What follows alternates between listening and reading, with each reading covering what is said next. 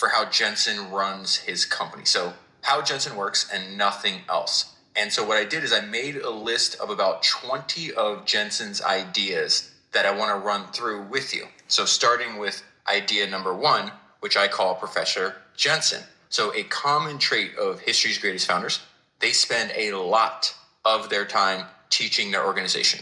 The best description of this I ever heard actually comes from Jim Sinegal, the founder of Costco. He says, if you're not spending 90% of your time teaching, you're not doing your job. The very first sentence of this book is, in another life, Jensen might have been a teacher. Colleagues call him Professor Jensen for his ability to explain complicated concepts on the whiteboard in a way that just about anyone can understand. There's another line in this book that comes later on where the author K.K. says, I would become his student much like his employees do. Jensen's teaching is both persuasive and pervasive. They say that you can talk to two unrelated nvidia employees who don't know each other, and they still will say the same thing. Jensen has this open mind about everything. And I'll give you the number for that. Do you have the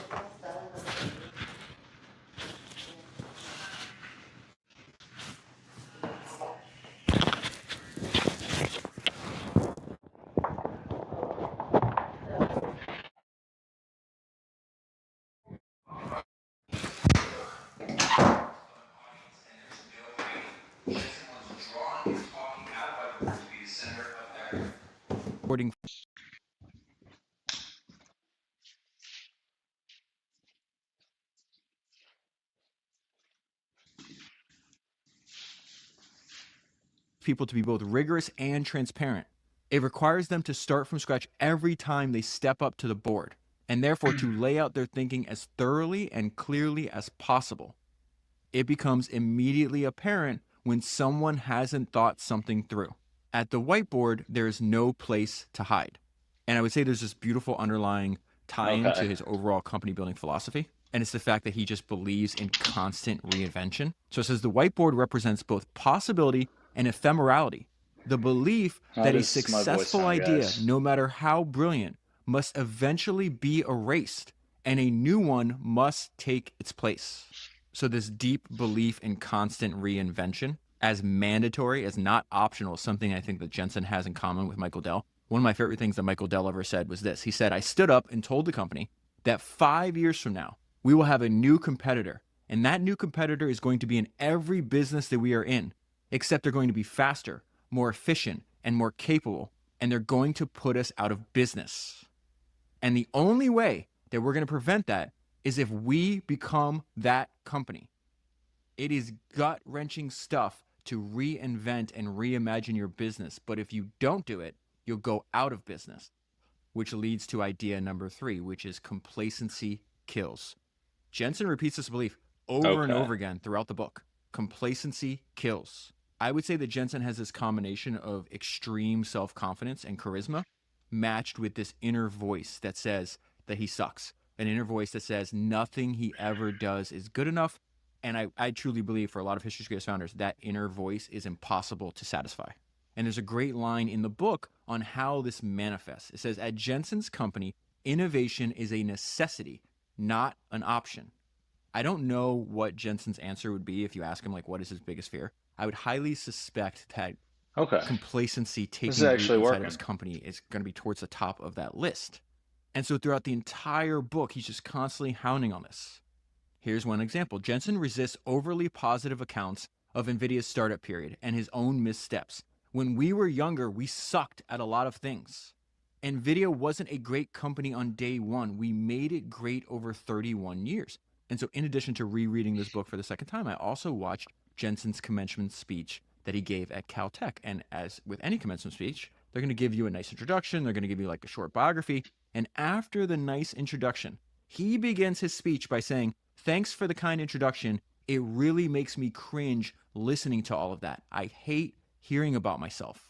In the book, he summarizes his first 15 years as CEO. This is what it says. He slipped into the third person. If Jensen wasn't even involved in the first 15 years of our company, I would really like that. He wasn't proud of how the company was managed then or his own naivete and lack of strategic thinking. Jensen runs the company the way he does because he believes that NVIDIA's worst enemy is not the competition, but itself. The worst enemy is the complacency that grips any successful company. That is yet another thing that Jensen has in common with a lot of history's greatest founders. They all believe that complacency kills. In fact, Andy Grove, he had a mantra. His mantra was success breeds complacency. Complacency breeds failure. Only the paranoid survive. This idea of complacency killing your company just reappears over and over again. Here's another example. Herb Kelleher, founder of Southwest Airlines. He has a great way to describe this. A company is never more vulnerable to complacency than when it's at the height of its success. We must not let success breed complacency, cockiness, greediness, laziness, indifference, preoccupation with bureaucracy, hierarchy, or obliviousness What's to up, Van? threats posed by the outside world. How's it going? All right, so we got the new setup working here.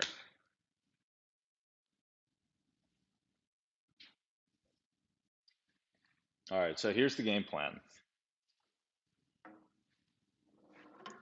We are gonna play some pool and learn about Jensen Huang from nvidia.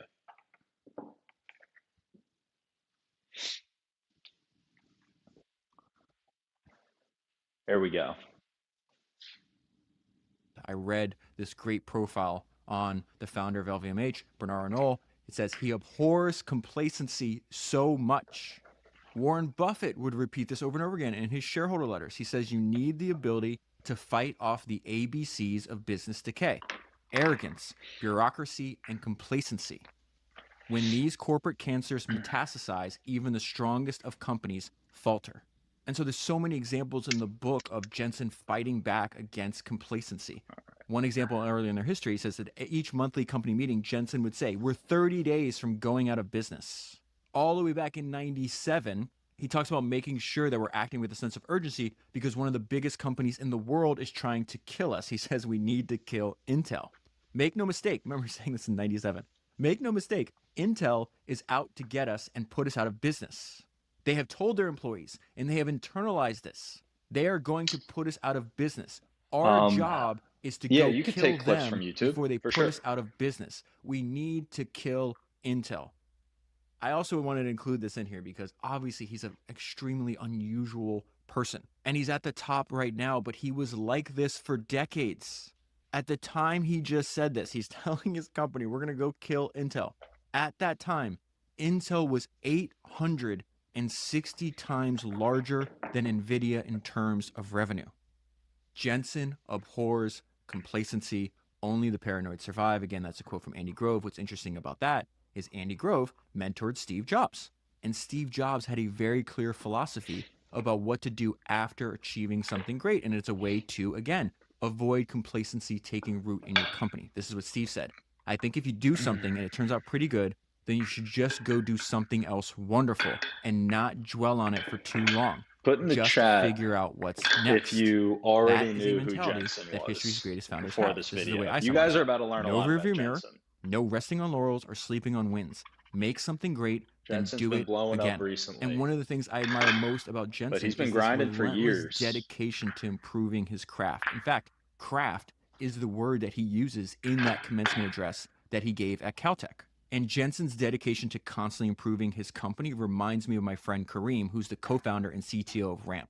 Ramp is the presenting sponsor of this podcast, and Kareem is one of the greatest technical minds working in finance. I spend a lot of time talking to Kareem, and every single conversation centers around his obsession with crafting a high-quality product and using the latest technology to constantly create better experiences for his customers, just like Jensen does.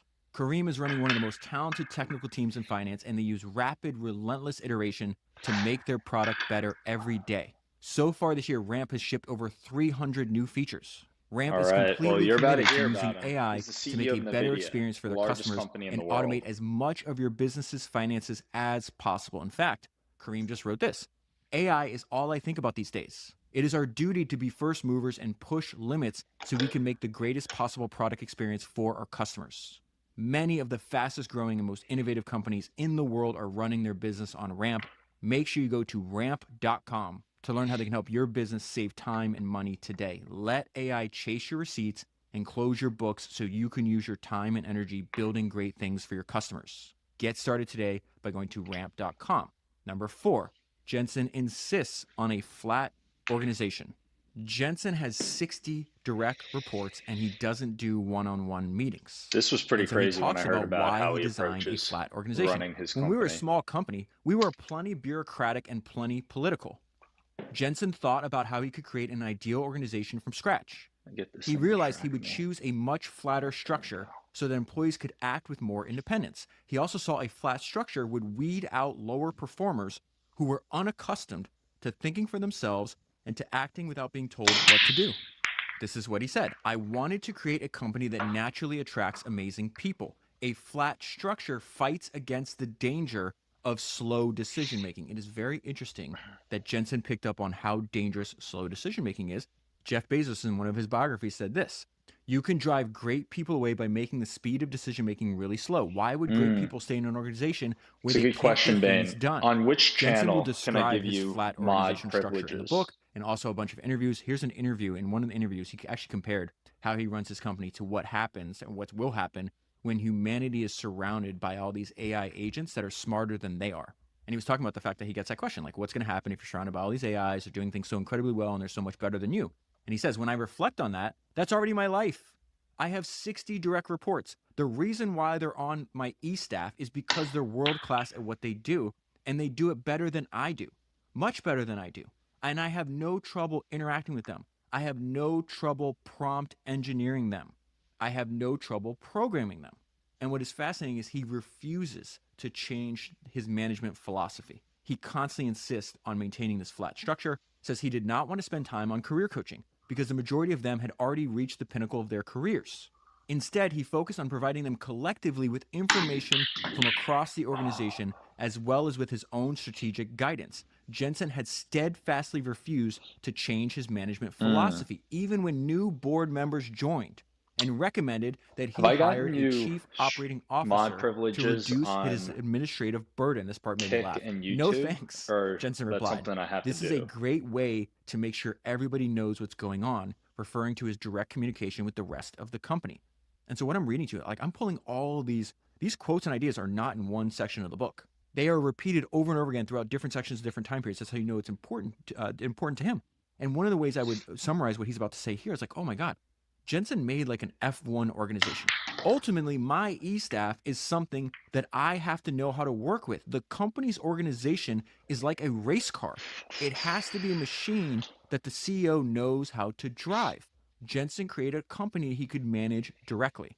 That sentence is very important. Jensen created a company that he could manage directly. He created a company building philosophy that fit him. It doesn't matter what other people are doing. The root principle is to do things your way. And so he would repeat over and over again all the benefits of keeping his company flat. It turns out by having a lot of direct reports, not having one-on-ones, we made the company flat. Yeah, and billiards is pretty information tough. travels quickly, and therefore employees are empowered. That I algorithm haven't was played in a well while, conceived. so You want a company that's as I large thought, as you know, necessary to before do the job, but I to be fly as out on small as Wednesday, possible let's and get a not game in. bogged down by over management and process. Now, idea number 5 works very well with idea number 4. Public criticism works well with a flat organization. Jensen does not believe, you hear this like a common trope that's repeated. And maybe it makes sense if your idea is to get along with people, which I think Jensen's like, the quality of the work obviously goes, it's like top priority more than, other people's feelings. Jensen doesn't believe in praise publicly, criticize privately. He criticizes publicly so the entire organization can learn from a single person's mistake. Again, this is another reoccurring theme throughout the book. This is what he said. Over the years, I realized what was happening and how people protect their turf and they protect their ideas. I created a much flatter organization. Jensen's anecdote to the backstabbing, the gaming of metrics, and to political infighting is public accountability and, if needed, public embarrassment. I just say it out loud, he said. I've got no trouble calling people out. And so here's an example of Jensen's public criticism so the entire company can learn from the mistake. And I think it also ties together with that constant fight against complacency. Jensen was furious at the poor planning and execution of the chip. He called out its engineers at an all-company meeting. Is this the piece of shit that's a that you good intended idea. to build, he said. The architects did a shitty job putting the product Okay, together. let's see. How could you not see the issue before it happened? Someone should have raised their hand and said, hey, we have a design issue here. Jensen's criticism didn't end after a single meeting. He invited an executive from Best Buy to speak to his employees. The executive spent much of the session talking about the NV30's All right, let me know if that's performance better. I'm and not sure if it's customer actually picking up complaints. through my mic. Jensen agreed. So He's Bane, right. let me know how This that is sounds. crap. Jensen reflected on the NV30's failure. Ultimately, it was his responsibility to ensure that NVIDIA's teams collaborated effectively, no matter how large the company got. Again, what I think is remarkable about reading these books about, you obviously know this, like I'm obsessed with people that do things for a long time. Jensen is the longest running founder CEO of a tech company in the world. And the result of hopefully this podcast and obviously the book is we get to benefit from Jensen's pain and experience. All of these ideas that you and I are talking about today come from over 3 decades of him building his company into one of the best companies in the world. Now, the way he thinks about this is very similar, because I do think this is one of the most unique ideas that you will hear. And it reminded me of this conversation. I was watching this interview with Johnny Ive one time, and this is after Steve Jobs passed away. He talked about one of the most important lessons that Steve told him, and it sounds exactly. Jensen's not trying to hurt people's feelings just to hurt their feelings. He's trying to refine the character of his company. Listen to Johnny Ive talk about this. I remember asking Steve about this. I said it could be perceived that his critique of a piece of work, and that in his critique of a piece of work, he was a little harsh. And we had been putting our heart and soul into this. And so I asked him, could we not moderate the things we said a little bit? And he asked, why? And I said, because I care about the team. And then Steve said this brutally brilliant, insightful thing. He said, no, Johnny, you're just really vain. You just want people to like you. I'm surprised at you. I thought you held the work up as the most important, not how you believe you were perceived by other people. And Johnny replied, and I was terribly cross because I knew he was right.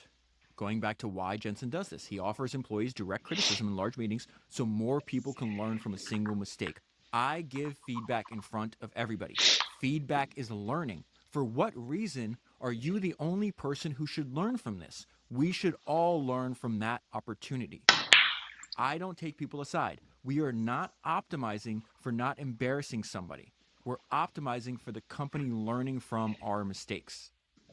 Idea number 6, tortured into greatness, a habit of self-criticism. Jensen is not just publicly criticizing others. He does this to himself. He actually has a great line about this. He calls it tortured into greatness. And so I mentioned earlier that Jensen has this combination of extreme self-confidence and charisma matched with this inner voice that says, he sucks, and inner voice that says nothing he ever does is going to be good enough. And what you learn by reading this book is that he admittedly tortures his team into greatness. In fact, he has a line about this. He says, I don't like giving up on people. I'd rather torture them into greatness. It's been a little bit since I played some pool, but this is fun. Against complacency. He feels praise as a distraction, and the Gotta deadly get back in the sin game. is looking back on past accomplishments. But after you read this book, you realize that he has tortured himself into greatness as well, that it started with him. And so there's this great story in the book about this habit of self-criticism that he has, and it's told by an executive at the company. He says, I'll never forget this. We had done a fantastic job. We just blew the doors off the quarter. And Jensen stood up in front of us and said, I look in the mirror every morning and say, you suck. The executive was struck by how someone so manifestly successful could still think in such terms. You and I have seen that idea over and over and over again. And then I think it's tied, again, he talks about one of my favorite, maybe my all-time favorite maxim from the history of entrepreneurship is excellence is the capacity to take pain. I've never heard Jensen speak in that exact terms, but it's the same idea. I'm going to give you 2 examples. I'm going to pull 2 quotes that he said. One is from a speech at Caltech, which I referenced earlier, and another is a speech at Stanford. This is what he said at Caltech. This is my favorite thing he said in the entire commencement address. I hope you see setbacks as new opportunities. If you come to the U.S., we'll play. Suffering will strengthen your character, your resilience, and agility, and they are the ultimate superpowers. This is really my favorite part of my favorite part. Of all the things that I value most about my abilities, intelligence is not top of that list. My ability to endure pain and suffering, my ability to work on something for a very, very long period of time, my ability to handle setbacks and see the opportunity just around the corner, I consider to be my superpowers, and I hope they're yours. He says something It's very similar to that when he gave a talk at Stanford. I think one of the great advantages is I have very low expectations. Most of the Stanford graduates have very high expectations. People with high expectations have very low resilience, and resilience matters in success. I don't know how to teach it to you, except that I hope suffering happens to you. I was fortunate that I had plenty of opportunities for setbacks and suffering. To this day, I use the phrase pain and suffering inside of our company with great glee. And I mean that in a happy way, because you want to refine the character of your company. Now, let me pause there.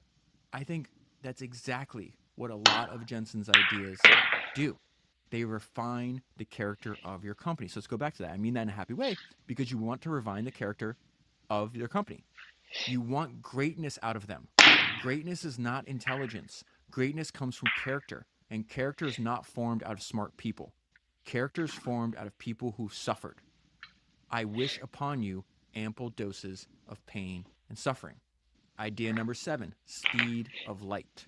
Not only has he derived really great ideas from over 3 decades of experience, but he's good at naming them and branding his ideas. So Jensen's speed of light idea is basically, hey, the only benchmark that we're going to judge how fast we move will be the absolute maximum. This game feels so much harder possible. than it used to. What does that mean? Jensen insists that all employees work at the speed of light. He wants their work to be contained only by the laws of physics. Sounds like Elon. Each project must be broken down into component tasks, and each task must have a target time to completion that assumes no delays, no queues, and no downtime. This sets the theoretical maximum, the speed of light, that it is physically impossible to exceed. We will then judge ourselves against the speed of light, not what we used to do or what other companies are doing. As he saw it, he needed to prevent the kind of internal rot that he observed at other companies. Again, what's that reference to? That's a reference to idea number 3, complacency kills. Jensen would not let his employees think about what was likely to work or what they could reasonably achieve. He only cared about what would be possible with the maximum amount of effort and minimum amount of wasted time. Minimum amount of wasted time. Before we get into idea number 8, there is another tool and technology that I need to tell you about that does exactly that. And Ramp actually uses this tool. It is Vanta. I just told you earlier how Ramp has the best technical talent in their industry. And knowing that the team at Ramp trusts Vanta was a huge positive signal for me. And then when I talked to Vanta's founder, Christina, it became obvious why Ramp uses Vanta, because Vanta's value prop is very clear. Vanta helps your company prove that you're secure so more customers will use your product or service. Many companies won't sign contracts unless you're certified, and this is causing you to lose out on sales. That is why the average Vanta customer reports a 526% return on investment after becoming a Vanta customer. Vanta helps your company automate compliance, security, and trust. Vanta helps your company pass audits without tons of manual work. So not only do you make more money with Vanta, but you save more time. Manual compliance is slow and painful. The best companies and the best founders will not tolerate wasting valuable company time doing something with labor when technology can help you move faster, maybe even move at the speed of light even. And Vanta helps you do just that. Vanta will help you win trust, close deals, and stay secure faster and with less effort. Go to vanta.com/founders to learn more, and you'll get $1,000 off. That is vanta.com/founders. Idea number 8. This is a combination of reoccurring themes you see throughout the book. Jensen is unapologetically extreme. He is extreme in all things. He works all the hours, and he insists that no one will outwork him. Jensen is so relentless that he will grill you at the urinal. It's one of the funniest stories in the book. No place in company headquarters was safe from a drive-by grilling from Jensen. Kenneth Hurley was at a urinal when Jensen walked up to the one next to him. I'm not the kind of guy who likes to talk in the bathroom, Hurley said. Jensen had other ideas. Hey, what's up? He asked. Hurley replied with not much, which earned him a sidelong glance from Jensen. Hurley panicked, thinking, I'm going to get fired because he thinks I'm not doing anything. He proceeded to list 20 things he was working on. Okay, Jensen replied, satisfied with the answer. So Jensen is described as extremely hardworking by everybody that runs into him, and he also describes himself that way. He says, there may be people that are smarter than me, but no one is ever going to work harder than me. This is very interesting. I was reading the way that Jensen thinks about his own work ethic. And he has a bunch of great lines that now me and my friends have also used from the first episode, the first time we read the book. But for some reason, when I got to this part, the second time I was It's a good question, Bane. There's this idea that's I just finished my first game here. Bane, having an enemy. for those of you who aren't on YouTube, Bain was asking which company takes more time right now. So in reality, I think it goes in waves, but what's taking me the most time right now is related to my worker. There's just a lot of work that needs to get done for the company. Right now, the top priority items that we're focused on, one is prepping our relationships on the investor side. The other is getting customers, and then uh, the third is kind of related to what we're doing here, but just capturing content and media marketing. But yeah, my work is taking up the most amount of my time right now. SAS Mining, the Bitcoin mining company, is self-sufficient at this point. There's a team that's running it. So, we don't have to manage all of the day-to-day to run the company. So that company is continuing to run and grow without me. But my worker AI is taking up the bulk of the time at the moment.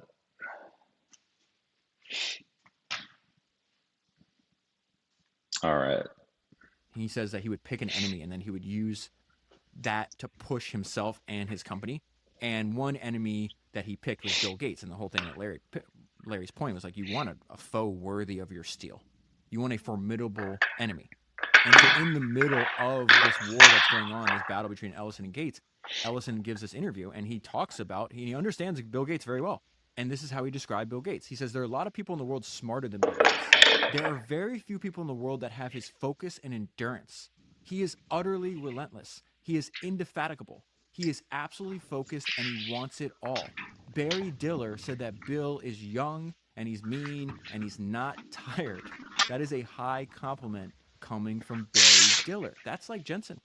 Very few people that I've ever come across have Jensen's focus and endurance. And he doesn't hide this. He is unapologetically extreme. Jensen said that he works all the hours, and any hour that he is not working, he is thinking about work. And he has a very low tolerance for anybody complaining about work. So there's a bunch of employees that were griping about long work hours. And Jensen's response was typically direct. People who train for the Olympics grumble about training early in the morning too.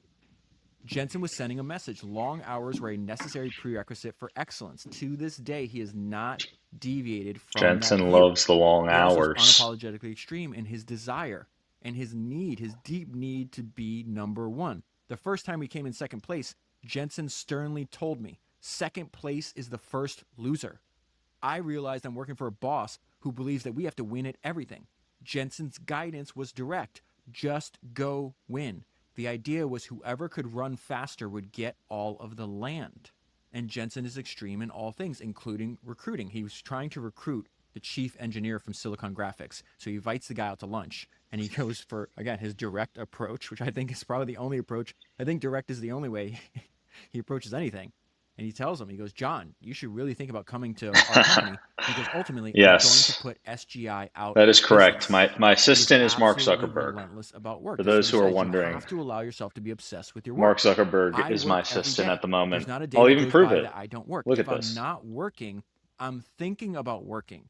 Working is relaxing for me. That line, me and my friends repeat to each other. Working is relaxing for me.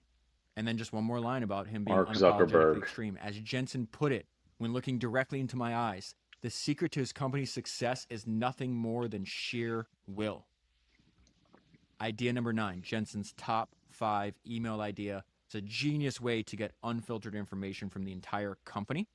As companies grow, as they become more successful, bad leaders wind up surrounding themselves with sycophants or executives who are not incentivized to tell you the truth. In fact, I just started doing this new show where I actually sit down and talk to extreme winners in business. It's called David Senra. And the very first episode was with my friend Daniel Ek, who is the founder of Spotify. And you got to listen to it if you haven't listened to it yet. Because he tells a hilarious story about this. And this story happened years ago, but one of Daniel's employees, who now, he was the head of product at Spotify, his name's Gustav, but now he's one of the co-CEOs. After a product meeting, he pulled Daniel aside. And he's like, hey, you really suck at this. Very human. He tells a story. He had a very human reaction where he goes home. He's like, oh my God, I have to fire this guy. And then he thought about it more and more. And when his emotions calmed down, he's like, oh my God, Gustav is right. And so Daniel's point is that you want people to tell you the truth. Well, Jensen has tens of thousands of employees. how is he going to make sure that he gets unfiltered, true information from the entire company? He does this with his top 5 email idea. So Jensen asked employees at every level of the organization to send an email that detailed the top 5 things they were working on and what they'd recently observed in their markets, including customer pain points, competitor activities, technology developments, and the potential for project delays. The ideal top 5 email is 5 bullet points where the first word is an action word. It has to be something like finalize, build, or secure. To make it easier for himself to filter these emails, Jensen had each department tag them by topic in the subject line. That way, if he wanted to get all his recent emails on, say, hyperscaler accounts, he could easily find them through a keyword search.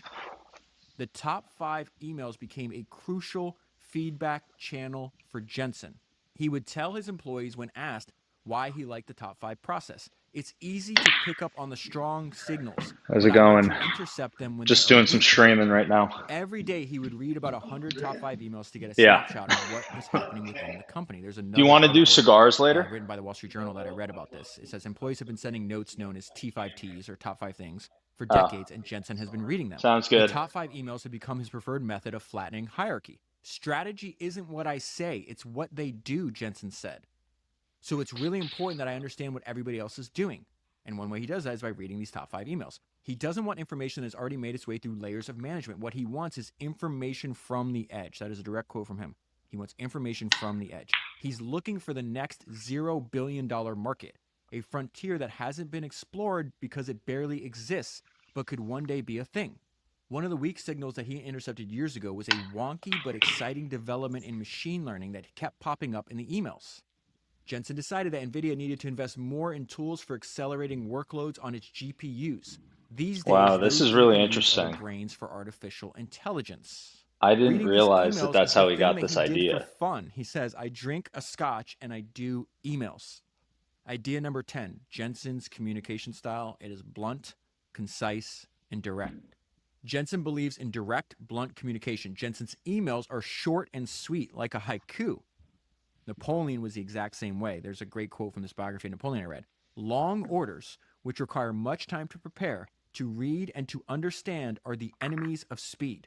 Napoleon could issue orders of a few sentences which clearly expressed his intentions. We got a good and question required from little Bain. time to issue and I'll to answer this real understand. quick.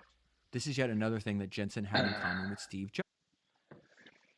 So he asked if you have to decide between my worker AI and SaaS mining, which would you choose?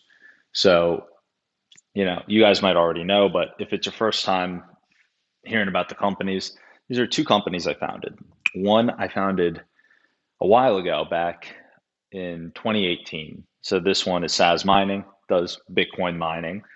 And kind of like how Coinbase makes it easy for you to buy Bitcoin, SaaS mining makes it easy for you to start mining Bitcoin. I ended up growing that company, still operating and scaling today, but there's an amazing executive team that's continuing to grow and scale the business. And we've got data centers operating around the world. My Worker AI is the other company that Bain asked about.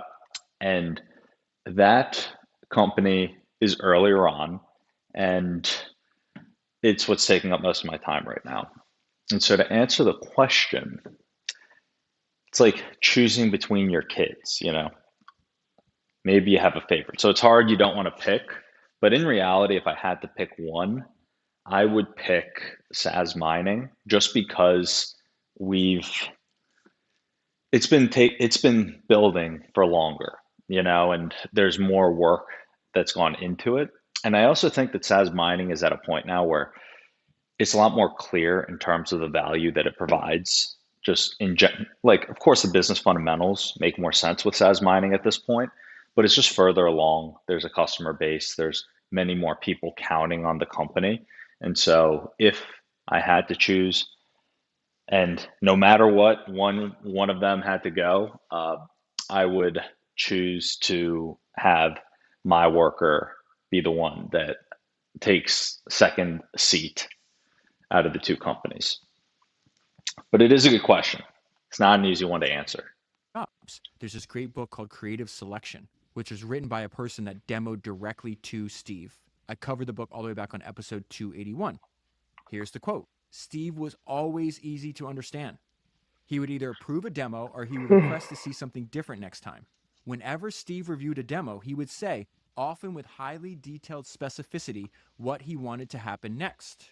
He was always trying to ensure the products were as intuitive and straightforward as possible, and he was willing to invest his own time, effort, and influence to see that they were. I chuckled to myself over how much time I've spent thinking about this iPad demo and how much Steve taught me in one meeting where he spoke just 4 sentences. Think about that. Get your point across and make it memorable in 4 sentences. That is world-class communication. Idea number 11, Lua. When an employee starts rambling, Jensen will say, Lua. Lua is a warning sign that Jensen's patience is growing thin. When he says it, Jensen wants the employee to stop and do 3 things. Number 1, listen to the question. Number 2, understand the question. Number 3, answer the question. Everyone who works for Jensen has heard Lua. And so just like Steve Jobs, Jensen is easy to understand. And when a person and their ideas are easy to understand, their ideas are easy to spread. The best storytellers know this, and you'll find a lot of the best founders are also great storytellers. The best story wins, and that is exactly what my partner Collateral helps you do. Don Valentine, who's the founder of Sequoia, said one of my favorite things ever. He says the art of storytelling is critically important. Most of the entrepreneurs who come to talk to us can't tell a story. Learning to tell a story is incredibly important because that's how the money works. The money flows as a function of the stories. And that is exactly what Collateral does. Collateral can transform your complex ideas into compelling narratives. I need you to remember their website, which is easy to remember because it's collateral.com. Collateral crafts institutional grade marketing collateral, and they do this for private equity, private credit, real estate, venture capital, family offices, hedge funds, oil and gas companies, all kinds of corporations. There are big companies now using Collateral because they discovered it from this podcast. I have friends that have used Collateral for their marketing collateral that have raised billions of dollars of capital and have made hundreds of millions of dollars. I will leave a link down below, but make sure you go to collateral.com and improve the way that your All right, company we got tells another its good story. question in the chat. Storytelling is one of the highest forms of leverage, and We're going to answer it. So the question was, how was the feeling hitting your first good money with business? So I would say like the first real money, like big milestone that I hit with SAS mining was about a bit over 2 years into the business. Um, I mean, I'd been an entrepreneur for many, many years, but I'd never made like good money. I guess it depends how you define good money. So pretty early on into SAS mining, I went and I realized that we were going up against competitors that had many, many millions of dollars. You're looking at tens of millions of dollars for large projects. And in terms of the advantages that I had, I was young, I had a lot of energy, I was open to working hard. Outside of that, and I was willing to work harder to learn the technology. And I think that I had an advantage in terms of just being technologically fluent, just as a kid growing up, because I was always just attracted to it. So those were my advantages. But on paper, in reality, we had 0 advantages. And so early on, I realized that who you work with, who you know, that type of stuff is very important. So early on, one of the big keys that I was looking at was how am I going to connect with the right people? And I was simultaneously working and building the skills that would be really useful for me within the Bitcoin mining industry, understanding how everything worked, but then the fundamentals of business in terms of how to piece everything together. So from a skills aspect,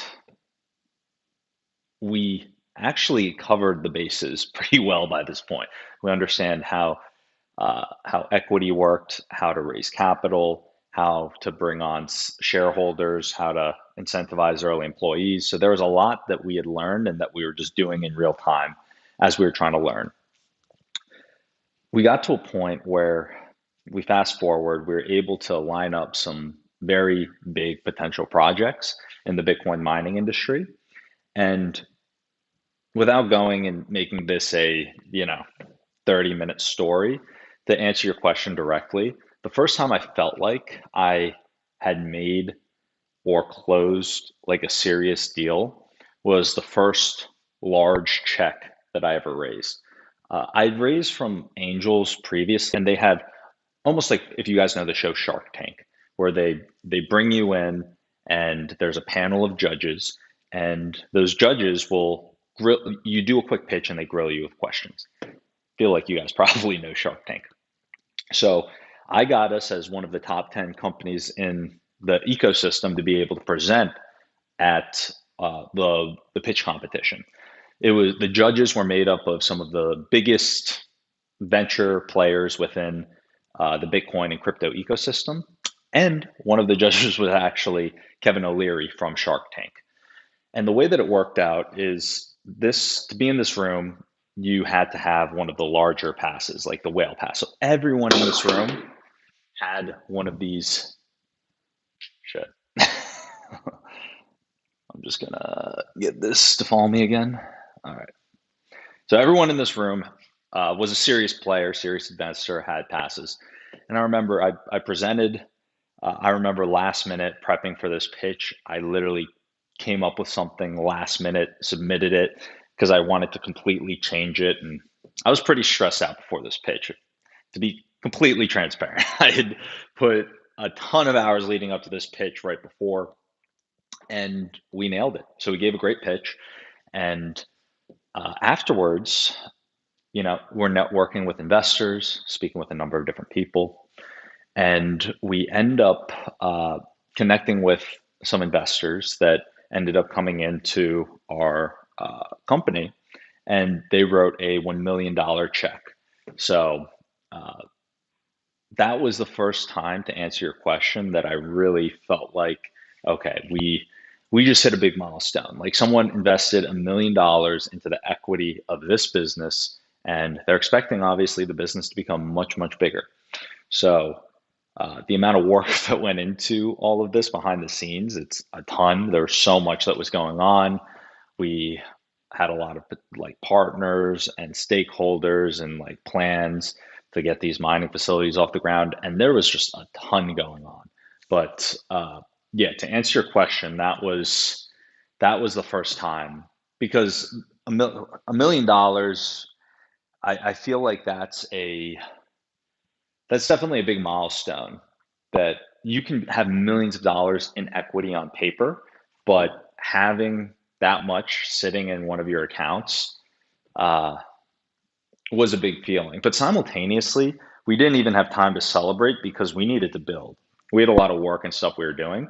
So I never had a chance to kind of take my foot off the gas or anything. I was like, $1 million was still very small compared to what we were trying to do. There's still a lot of work to get done.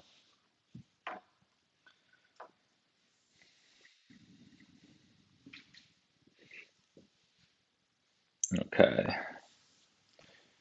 Just making sure I don't miss any of your other questions here.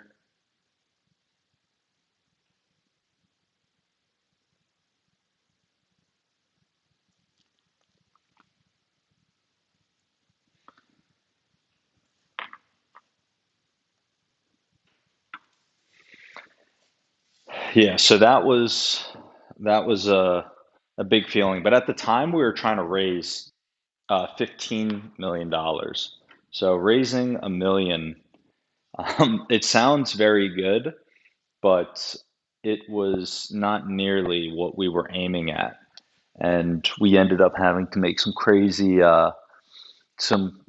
moves to even secure that million, and then build a business with that instead of executing the plan that we initially had when we were trying to raise the 15 million. I actually learned a very, very valuable lesson during this process when I was trying to raise the 15 million. And it's actually a piece that I'm taking into the work that I'm doing today. But if I knew everything that I know now back then we would have been able to get a lot more done.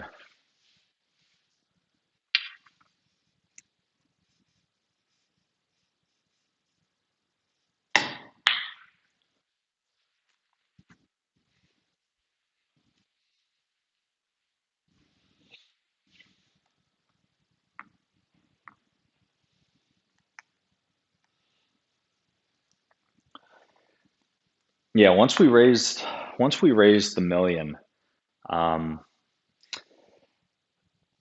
we we didn't have enough money actually after raising the million to be able to execute the whole game plan that we were trying to execute.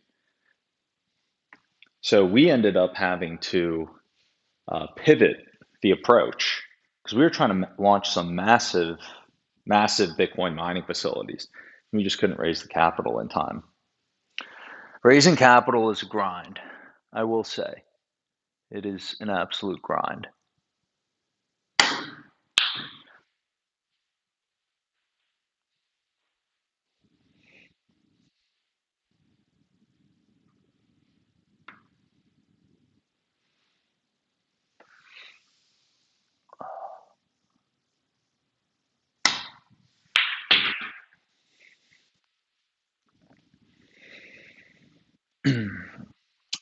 Forgot to unpause the Jensen video for you guys. To invest heavily in it. And you can do that by going to collateral.com. Number 12, the mission is the boss and pilot in command. Jensen tells his employees that the ultimate boss is the mission itself. This is what he said. The concept of the mission is the boss makes a lot of sense because ultimately we're here to realize a particular mission, not in service of some organization. Under the mission is the boss philosophy, Jensen would start every new project by designating a leader, which he calls a pilot in command. That pilot in command will report directly to Jensen.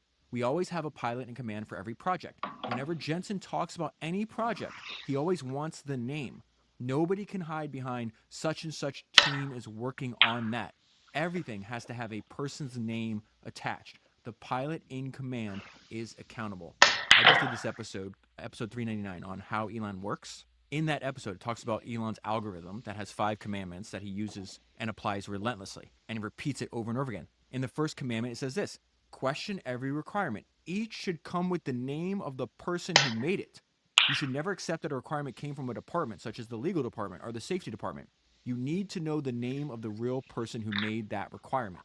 In other words, find out who is accountable. Jensen organized his employees into groups centralized by function, so like sales, engineering, operations, and so on.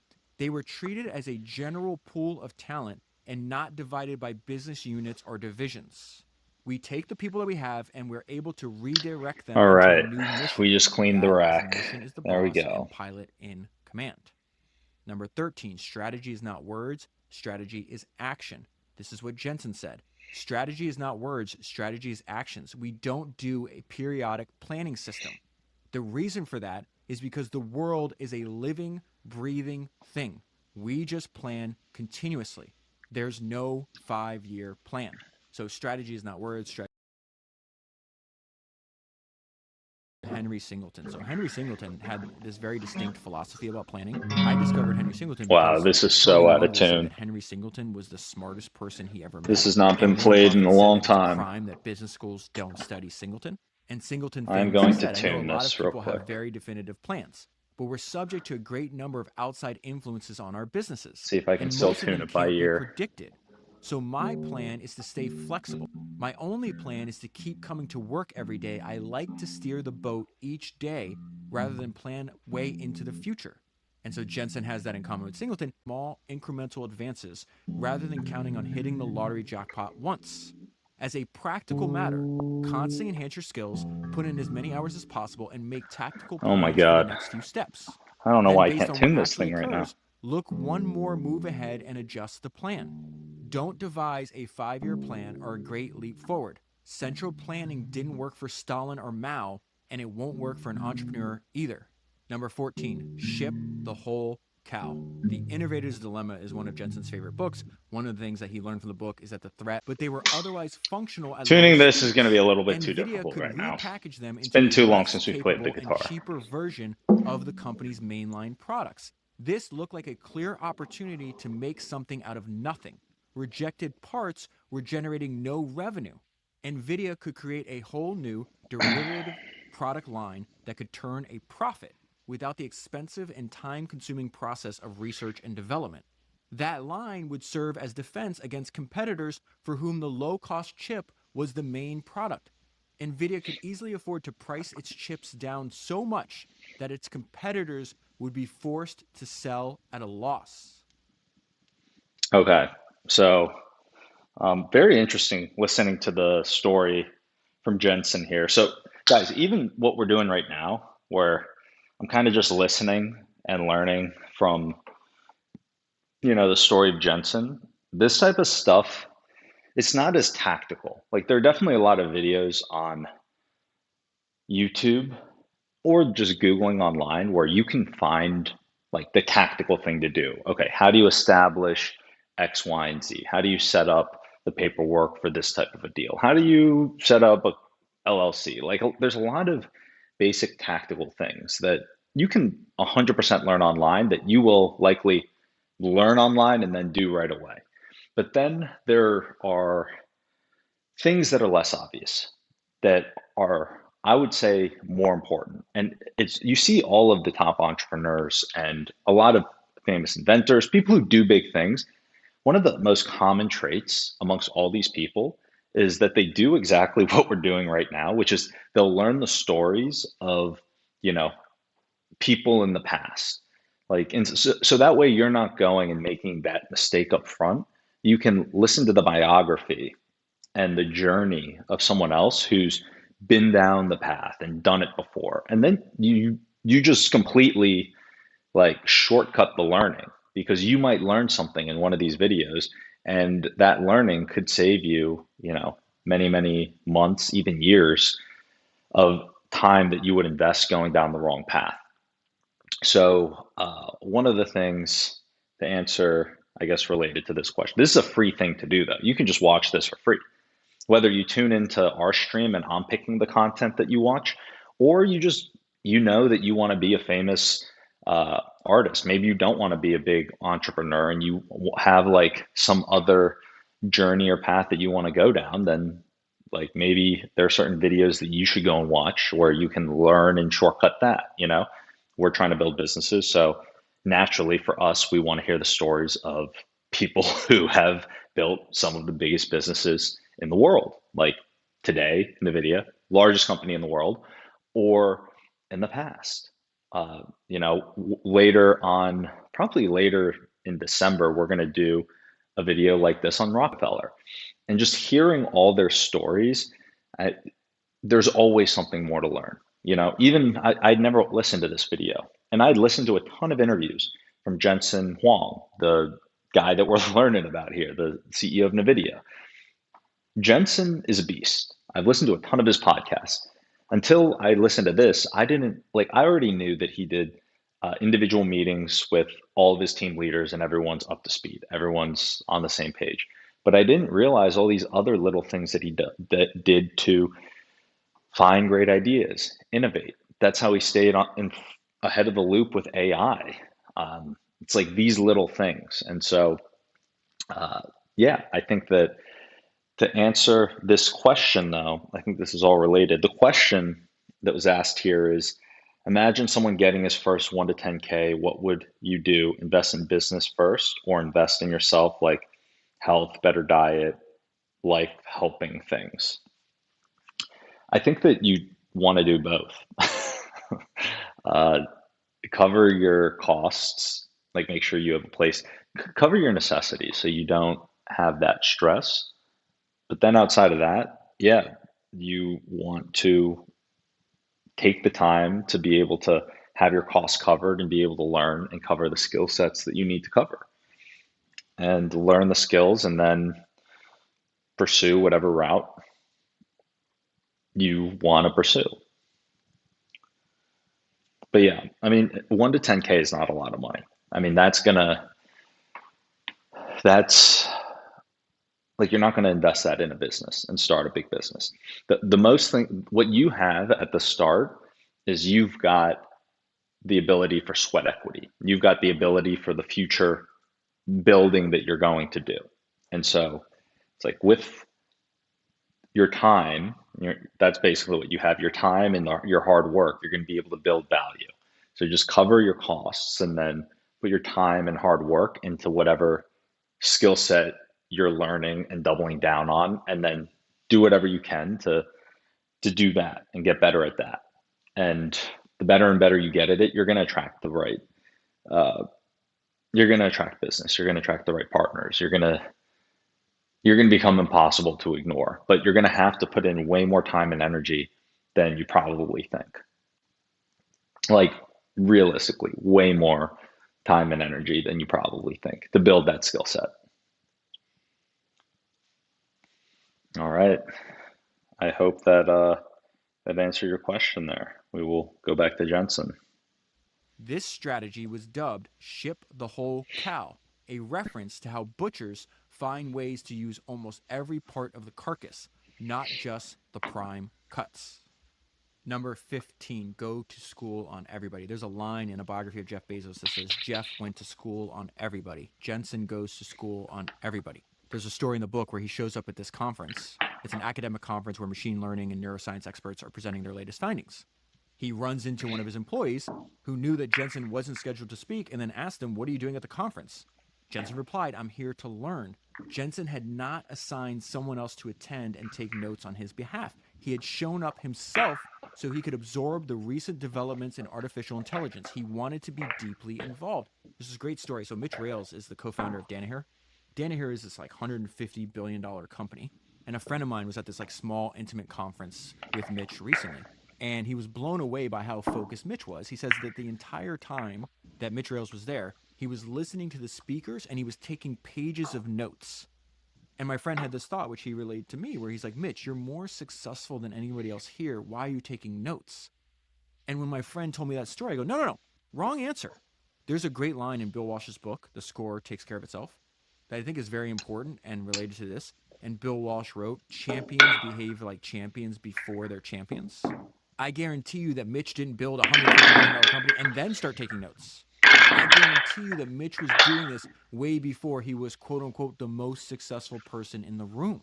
There's a million examples of Jensen just being an absolute learning machine in the book and consuming enormous amounts of information that will help his company. You can distill it down to that maxim that the good ones know more. And what I loved about reading this book is you'll realize that Jensen is in the details. He's paying attention to things that surprise everyone else around him. Let me give you an example from the book. Peter Young was first introduced to Jensen at a party for new hires. Jensen already knew who he was. You're Peter Young, Jensen said. You've been here for about a year. Before you were at Sony PlayStation and 3D FX prior to that. He had a similar recall of biographical details for all 50 attendees of the party. There is a great quote from Walt Disney himself that says, if we lose the details, we lose it all. Jensen is in the details. Jensen manages his company directly, involving himself deeply in product decisions, sales negotiations, investor relations, and more. Number 16, we need to create the market, not fight over share of an existing market. Jensen believed that nvidia was nothing like any other company that had ever existed.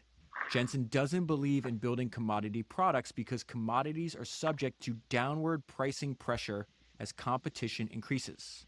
Jensen has always said that we Guys, should it's so do funny. things that other people So cannot. we just answered this question, right? About how, okay, it's important to build all these skills. I have not watched this video on Jensen.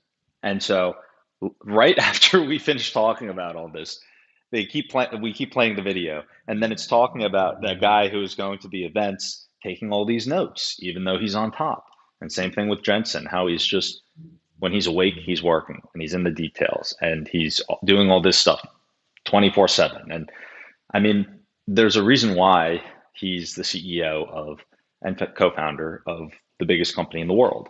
It's like all of these guys who really are at the top or do this, they did it by paying attention to the details and just being obsessed with what they're doing. Um, I guess that's the common thread you got here. It's the common thread. You're seeing it with Jensen, seeing it with everyone else. I think there was another podcast. We weren't listening to this one on stream, but it was with someone who worked with Stephen Bartlett from A Diary of a CEO. I mean, these guys, every single person who's at this type of a level, all the guests who go on that show, the one common trait is that they're obsessed. So, yeah, avoiding the specific tactical things. I think if you're obsessed with it, then that's pretty much what's needed, but it's also what's going to get you to wherever you need to go. And I wouldn't listen to just me or anyone else and just say, okay, take this for gospel. But it's like, take it as a data point. You're listening to all these people, you're listening to each of their biographies. You're going to learn a lot. There's going to be nuggets of gold. And just take the nuggets and apply them whenever they're applicable to whatever you're doing. Jensen believes we need to bring unique values to the marketplace, and he feels that by doing work that is cutting edge and revolutionary, it allows the company to attract the best people. We do not have a culture of just going after market share. We would rather create the market. And there's many examples of him doing this in the book. In that commencement address at Caltech, he mentioned their move into robotics, and he explained the decision making behind it. He says, we decided to build something where we are sure there are no customers. And everybody laughed. And he was serious. He's like, this is why it's important. Where there are no customers, there are also no competitors. That is a $0 billion market. Something that barely exists, maybe doesn't exist at all, but one day will be giant. And I think Edwin Land is a good comparison here. You know, I'm obsessed with Edwin Land. He's one of my personal heroes. He was Steve Jobs' personal hero. And if you think about it, this is exactly the strategy that Edwin Land had. When Edwin Land targeted the instant photography market, there were no customers and therefore no competitors because he invented the market. And by inventing the market, that allowed Edwin Land to build a monopoly. And one advantage of Edwin Land's approach and of Jensen's approach is pricing power. Here's an example from the book. Jensen understood that gamers who buy NVIDIA's cards are willing to pay for performance. As long as they look at the screen and see something radically different, they're going to buy it. He made the same case to NVIDIA's investors. He said that NVIDIA would be a unique semiconductor company where products' average selling prices rise. We are going to be the only guy where ASPs go up over time when everyone else's ASPs will go down, he said. Number 17, I will choke you with gold. I found a story in one of the books I read on David Ogilvy where he talks about that the Medici family was trying to persuade this sculptor to move to Florence and to enter into their service. And one member of the Medici family is writing this sculptor a letter laying out why he should come to Florence. And he concludes this letter with this following line: "Come, I will choke you with gold." Jensen wants to work with the best people, and to do so, Jensen is willing to choke you with gold. Choke you with Jensen gold. looks at his stock like his blood. He pores over the stock allocation reports. Managers can refer an employee for special consideration to senior executives. Jensen will then review this list of top contributors and give out special one-off grants that also vest over a 4-year period. When the grant is approved, the employee will receive an email. The subject line says, "Special grant, authorizing the RSU grant in recognition of your extraordinary contributions," with a clear description of the rationale behind the award. Jensen can also reach down into the organization at any time and award stock directly without waiting for an annual compensation review. This allows him to ensure that people who are doing great work feel appreciated in the moment. It is yet another sign of his interest in every aspect and level of his company. Number 18, work on your highest priority first. This is what Jensen says. I have a very clear priority list, and I start from the highest priority work first. Before I even get to work, my day is already a success. I've already completed my most important work and can dedicate my day to helping others. Ruthlessly prioritize your time is what he's saying there. Focus on the most important activity at all times. Larry Ellison shares this belief that you should only focus relentlessly on your most important goal. Here's a quote from a biography of Larry Ellison that I read. Ellison made no apologies for his quirks. If anything, he seemed amused at Jenny's concern about his time management. Jenny was his longtime assistant. Jenny and I approach things very differently, Ellison said. Jenny feels if there are 1,000 things you're doing, you have to do all 1,000 of them. My view is Okay, we got different. another question My in the view is that there are chat. only a handful of things that are really important, and you should devote all your time to those and forget everything else. If you try to do all 1,000...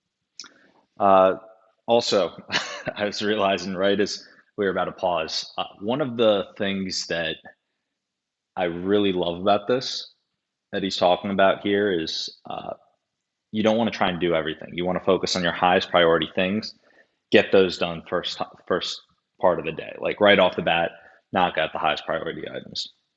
So the question here, what was the amount when you started feeling like, yeah, I'm getting richer? In reality, and I don't know if this is unique to me or if other people feel this way, but I mean, I'm still really young. I'm still 29 years old, which, I'm not, I remember for many years I was always like the youngest person just around in anything I do. Youngest at the conference, youngest here, youngest there. And I feel like I'm at an age now where I'm not quite the youngest person in the room always, especially because you have a lot of these up and coming tech founders and they're older, or I'm older than them. They're younger, maybe they just are in college building, just finished college, whatever. But taking a step back, we're still very young, all things considered. Professional athletes, you've got your golden years. You know, you don't see many elite athletes in their 40s, so they've got a much tighter time frame. Whereas the work that I'm doing and what the world I'm playing in, people don't normally reach their peak in their 20s or 30s, even 40s. I mean, many of the people are at their peak when they're 50 years old, 50 plus is what I'm saying. Warren Buffett never would have been a name that anyone knew if he didn't start going crazy. The guy earned so much money after his 50s that his later years in his career is what made him a legend. And so I think that with that in mind, the reason why you might be thinking, what, Will, why are you going into all this? The way I look at it is I'm still so far away from where I want to go. And I'm still using the same mindset where like build, build, build, learn, learn, learn. I forget what the exact saying was, so I'll butcher it, but it was something like, you want to like learn in your 20s, begin earning in your 30s, and then like, different things saying in each of your different decades, whatever, 40s, 50s. I think where I'm at, to answer your question here, was the feeling like, yeah, I'm getting richer.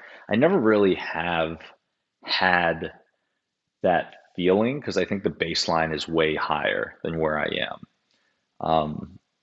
I think that, yeah, it's really hard to say because I mean, I've been building for a long time, and I think that in each, I don't know what to call it, each section of life on boats mentality, where it's like you're going all in, you're going to do as much as you can, and you're just, started doing some social media stuff. And there's some other opportunities there's so many opportunities coming, and I'm always trying to think, okay, what's the most that we can realistically take on? And it's a great question that you asked, but in reality, the answer to the question is I just haven't really felt like that yet. I feel like I'm probably going to start having that feeling, uh, in the next 5 years or so. But right now, we're just heads down grinding. We're grinding probably as hard as we've ever grinded. Like, it kind of feels like this video that we're watching right now, where it's like if we're awake, we're trying to do something, whether it's related to one of the businesses or trying to get this stuff. Where now, when we're learning this stuff, we're going to learn it on camera with you guys, and you guys can learn and see the exact type of stuff that we're consuming and we're trying to learn from. Uh, but yeah, I don't know if that's the answer you were expecting or the answer you wanted, but it's how we feel. So it's what we're Things, doing. answer all 1,000 phone calls, you will dilute your efforts in those areas that are really essential. Jensen would tell others to focus on the most important activity at all times and not be beholden to a schedule. And then related to 18 is finally number 19, swarm your greatest opportunity. Obviously, a huge part of this book is about the fact that Jensen recognized the AI trend early, invested heavily, and maneuvered his company into the position to take advantage of it better than anyone else in the world. And there's probably 80 pages on this swarming of his greatest opportunity, this march toward this unlimited AI opportunity. And so I just pulled out a few examples and a few decisions he made that put him in a position so he could swarm the greatest opportunity of his life. And I think one of the most important lessons is this plays out over 2 decades. And he's doing this when people tell him not to. He does this at a great expense, and he does this over a long period of time. So the idea that turns NVIDIA into a multi-trillion-dollar company actually came from their customers coming up with unique ways to use their product. The first reference to using GPUs for non-graphical purposes was in a 2002 research paper on using computers to simulate the movement of clouds. And he picks up on this really early. An increasing number of computer science researchers were using GPUs for non-graphics applications. They reported significant speed improvements over computers that relied on CPU power only. In other words, the researchers had hacked their GPUs. Jensen sees this as a way to expand the market for his products, and he works on making it easier for this to happen. So number one, he hires the guy who discovered this. And then number two, he makes it a priority to make it easier for people like him to find more non-graphical applications for GPUs. That is a principle and idea that you and I have seen over and over again in these books, that anytime you make something easier for people to do, the market expands. Anytime you make something easier for people to do, the market expands. The guy he hires, his last name's Harris, also coined the phrase GPGPU, general purpose computing on GPUs, to describe this phenomenon that he was witnessing. Jensen was quick to grasp that GPGPU had the potential to open up the market for GPUs far beyond mere computer graphics. And so in order to generate more demand, Jensen decides they have to make it so their cards are easier to program. This is when they create the new programming model called CUDA, which stands for Compute Unified Device Architecture. CUDA made it possible and easier for scientists and engineers to leverage the GPU's computing power. Jensen said earlier, all the things that I value most about my abilities, intelligence is not at the top of the list. One of the things that he values most is the ability to work on something. Yeah, to put this into perspective, Jensen, I mean, I didn't realize this. So he was getting into this. I know he started the company a while ago, but I mean, 2002, they're talking about CUDA. And I mean, today, 2025, nvidia is the biggest company in the world. But he was on this trend on AI, on this high conviction so early. So it really is amazing. Entrepreneurial culture now is start, scale, sell. And if you want to be great, you build, retain, and own. You find your last company, the company that you can work on for decades, just like Jensen did. Jensen's decision here to go all in on this will create trillions of value for the company in the coming decades. Imagine if he quit or sold here. So they call this the era Dinner of ready? the GPU. The era of the GPU would create so All many right. opportunities that Sounds that good. I'll Jensen be up saw in a as sec. his mission to prepare NVIDIA to take advantage of it. Even if no one could know exactly what those opportunities would be, everything else was secondary. He is swarming his greatest opportunity. And it is Jensen's way. He wants to push All it right, everywhere. He guys. wants to make We are not going to get to finish the video right now because I'm only back through Wednesday.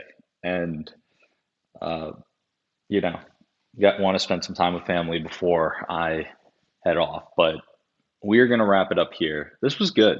We didn't finish the whole video, but we finished, I mean, pretty much the entire video. There's 6 minutes left. So maybe I'll even just leave this playing for 6 more minutes here, and then I'll shut it off. So that way you guys can get the rest of this video. But stream's about to end. I'm going to leave this playing for a little bit longer. a foundational technology. And if Jensen has conviction, he will invest heavily over the long term. Jensen understood the importance of saturating the market with it. The more people who had CUDA in their hands, the faster technology would establish itself as a standard. We should push this everywhere and make it a foundational technology. This move was extremely expensive. Remember, this happened in 2007, 2008.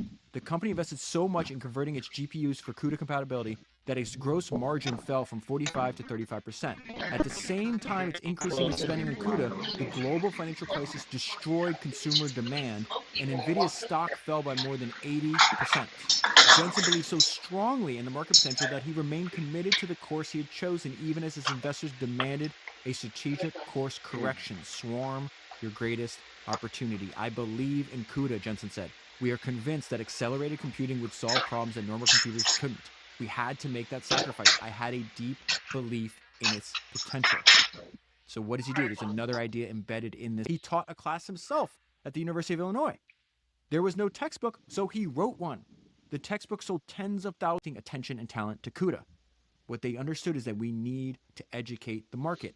Not a new idea. Intel did the exact same thing when they invented the microprocessor. Intel discovered that the marketplace, this is from a company history of Intel that I read for the first time 9 years ago. Intel discovered that the marketplace wasn't just confused by the concept of the microprocessor. The market had to be educated. At one point, Intel was conducting more seminars and workshops on how to use the microprocessor than the local junior college total catalog of courses. Bob Noyce, Gordon Moore, and Andy Grove became part of a traveling educational roadshow. Everyone who could walk and talk became educators. It worked. Jensen was focused on how much of an opportunity GPU-powered deep learning would be for NVIDIA. There was considerable debate within his executive team on the topic. Several of Jensen's key lieutenants were against investing more in deep learning in the belief that it was a passing fad. Jensen overruled them. Deep learning is going to be really big. We should go all in on it. Swarm your greatest opportunity. Everything that you and I have been talking about today and highlighting and studying has led up to this point right now. Jensen had built a company in the image of his own focused yet far-ranging mind. Now he would pull every lever at his disposal to navigate NVIDIA to the very center of the tech industry as the company whose hardware could bring about the AI-powered future. It was definitely not a single day when the entire company changed forever. It was a period where Jensen was increasingly interested and started asking increasingly deep questions and then started encouraging the company to swarm to machine learning. Jensen announced the change in strategic focus in a company all-hands meeting. We need to consider this work our highest priority. AI was going to be more important than anything else they could possibly be doing. Within a decade, Jensen was sure that AI would create, quote, the largest total addressable market expansion of software and hardware that we've seen in decades. It is hard to describe Jensen's actions as anything other than the construction of a competitive moat. Interesting to know that Jensen doesn't like the term moat. He prefers strong, self-reinforcing network. My guess is because believing you have a moat can lead to complacency, and complacency kills. NVIDIA made a general-purpose GPU that represented the first major leap forward in computational acceleration since the invention of the CPU. The GPU's programmable layer, CUDA, was easy to use and opened up a wide range of functions across scientific, technical, and industrial sectors. As more people learned CUDA, the demand for GPUs increased. Jensen's strategic... Okay. There are no shortcuts, and so when I reached out to builders, both of them, they immediately agreed when I asked them for help to launch the new show. And so I'm asking you for help. I need a favor from you. Make sure you go follow the new show. It is on a separate feed. So whatever app you're listening to this right now, Spotify, YouTube, whatever it is. All right, guys. Here we go.